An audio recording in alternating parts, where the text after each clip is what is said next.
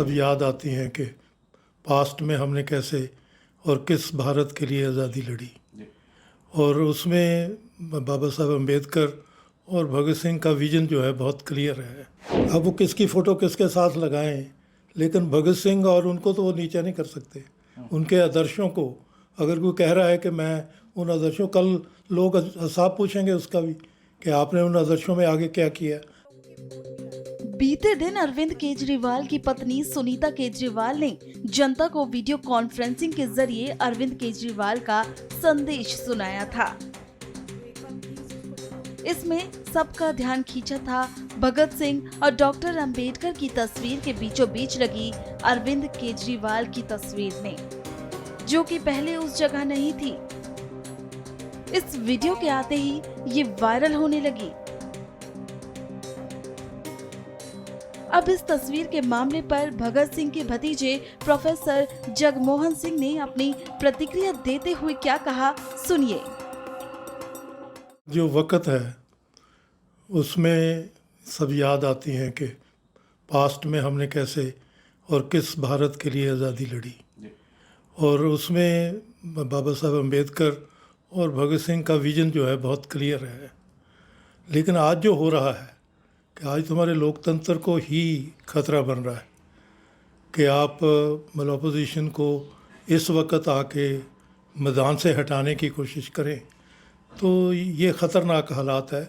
जिसको भगत सिंह ने ये कहा था कि ऐसा वक्त आ जाता है जब समाज में जो सामाजिक तरक्की है वो रुक जाती है, तो फिर पेशाखड़ी ताकतें जो हैं वो ज़्यादा जोर पकड़ लेती हैं और डर रहता है कि वो समाज को नुकसान ना कर दें।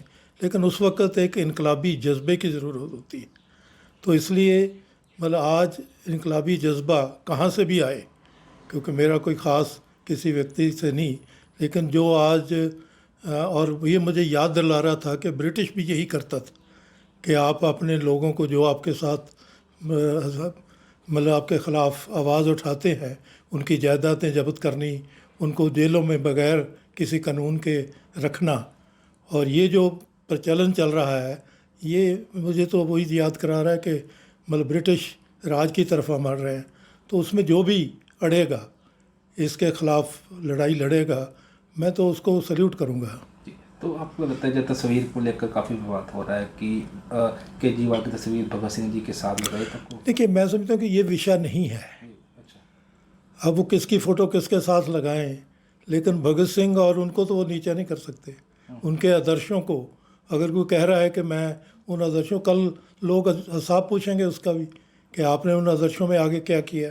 लेकिन इस वक्त मैं समझता हूँ कि सबसे बड़ा जो उनके आदर्शों पे हमला हो रहा है वो इस प्रेजेंट सरकार से हो रहा है। और उसमें ख़ास तौर पर ये जो है विचारधारा कि लोगों को बांट के लड़ा के अपने ऑपोजिशन को ख़त्म करके, और ये जो स्टैंडर्ड है कि साम दाम दंड भेद से आपने अपने जो मुखालफ है उसको हटाना है। लेकिन अगर आप मुखालफ हटाएंगे तो जो मतलब लोकतंत्र है वो ख़त्म हो जाता है।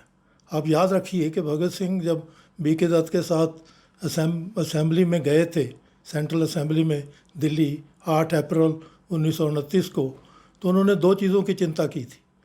उन्होंने कहा कि अगर व्यक्ति की आज़ादी छीनी जाएगी, क्योंकि उस वक्त पब्लिक सेफ्टी बिल व्यक्ति की आज़ादी छीनने के लिए आ रहा था, तो वो कहते कि अगर आज़ादी छीनी जाएगी व्यक्ति की तो फिर संपूर्ण आज़ादी नहीं हो सकती।